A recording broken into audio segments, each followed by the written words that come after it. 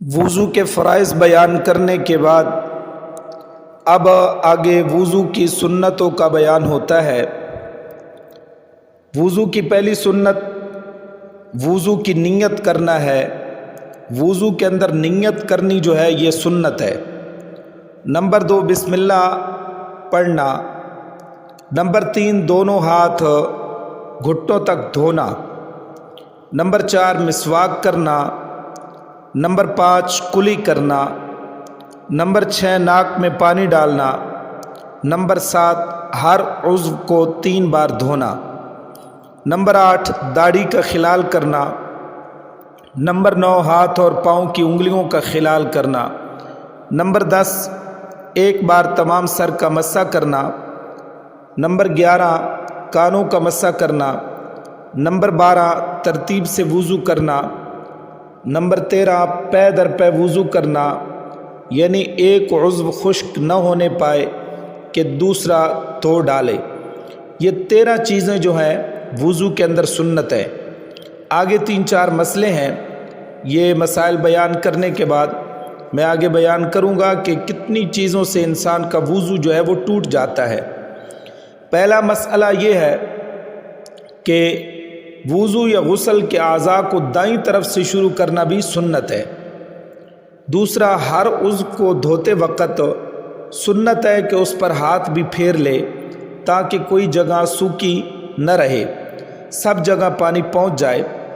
آگے تیسرا مسئلہ یہ ہے کہ منہ دھونے کے بعد داڑھی میں اس طرح خلال کرے کہ دائیں ہاتھ میں چلو بھر پانی لے کر ٹھوڑی کے نیچے پہنچائے، پھر دائیں ہاتھ کی پشت گلے کی طرف کر کے انگلیاں بالوں میں ڈال کر نیچے سے اوپر کی طرف 3 دفعہ لے جائے۔ یہ بھی کیا ہے؟ وضو کے اندر سنت ہے۔ وضو توڑنے والی چیزیں بعض ایسی چیزیں ہیں کہ جن سے وضو ٹوٹ جاتا ہے۔ ان میں سے پہلی چیز پیشاب پاخانہ کرنا یا ان دونوں راستوں سے کسی اور چیز کا نکلنا۔ نمبر 2 ریح یعنی ہوا کا پیچھے سے نکلنا۔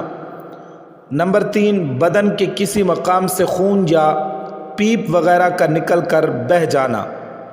نمبر 4 منہ بھر کے قے کرنا۔ اور نمبر 5 سہارا لگا کر سونا۔ نمبر 6 نشہ ہو جانا۔ نمبر 7 بے ہوش ہو جانا۔ اور نمبر 8 دیوانہ ہو جانا۔ نمبر 9 نماز میں اتنی آواز سے ہنسنا کہ سب پاس والے سن لیں۔ یہ تمام باتیں جو ہے در مختار کے اندر موجود ہیں۔ آگے مسئلہ نمبر 1 اگر کسی شخص کے پاخانے کی جگہ کوئی جز باہر نکل آئے، جیسے کانچ نکلنا کہتے ہیں، تو اس سے وضو جاتا رہے گا، خواہ وہ اندر خود بخود چلا جائے یا کسی طرح پہنچایا جائے۔ لیکن بواسیر کے مسے اگر باہر نکل آئیں اور خون نہ نکلے تو اس سے وضو نہیں ٹوٹتا۔ ایک اور بات مشہور ہے کہ کسی کو ننگا دیکھ لینے سے وضو ٹوٹ جاتا ہے، تو یہ غلط ہے۔ نمبر 3 اپنی یا غیر کی شرمگاہ چھونے سے بھی وضو نہیں ٹوٹتا، البتہ مستحب ہے کہ ہاتھ دھو لے۔